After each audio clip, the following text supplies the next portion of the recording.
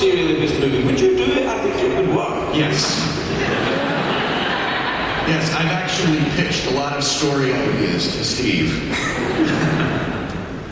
How close are you to actually making that happen? Because I'm in. I want to be part of this. You know, we're not, but every time we talk about it, we get really excited. The idea that this podcast turning into a gorilla is kind of... We have the answer.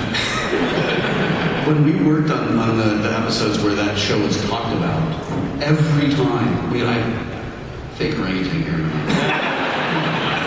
Every time we talked about it, we got more and more excited about how we wanted it to be a real movie. I think it should be a Kickstarter campaign. A Kickstarter campaign, and you don't pay for it, and they go to see it. I think it'd be great.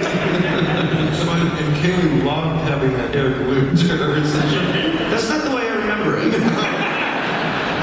The word wasn't love? No, it was, I think if you were to take the concept of love and then fill up all the space in the known multiverse, you would get Kaylee's emotion at the other end.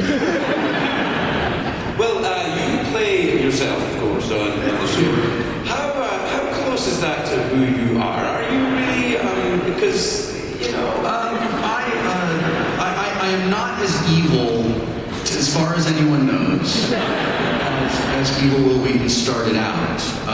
When the relationship between Will Wheaton and Sheldon sort of changed and he became more of an ally and a friend to him, that character started to shift a lot closer to who I am in my life. And so what I'm hearing is a vague denial of evil. Not a very strong one. I think that's the most appropriate way to deny it. But we did accurately build your house on the stage. You did. Yeah, this is really funny. So Bill had come to my house for a housewarming party, and when Sheldon came over to my house for the party, I walked onto the set, and everything in that set looked like my house. There's even a couch there that I wanted to buy for my house, but my wife talked me out of. And then we hung a lot of my art on the walls in there. That ridiculous Velvet Wesley Crusher painting is actually, I own that. Hey, the guy that asked about Refresh,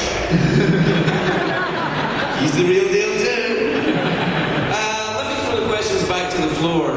Will has now joined the panel, of course. I don't know if that affects your question choice, young lady in blue, does it? No. Okay. In season 2, episode 2, Sheldon says that he was diagnosed with pernicious anemia. Now, is that a mixed diagnosis?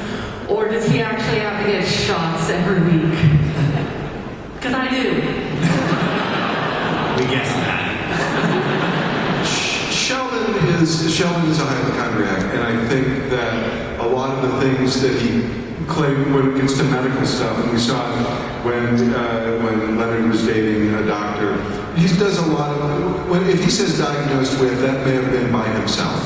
So there's a lot of Munchausen with Sheldon, and you can't take him at his word when he has a medical condition.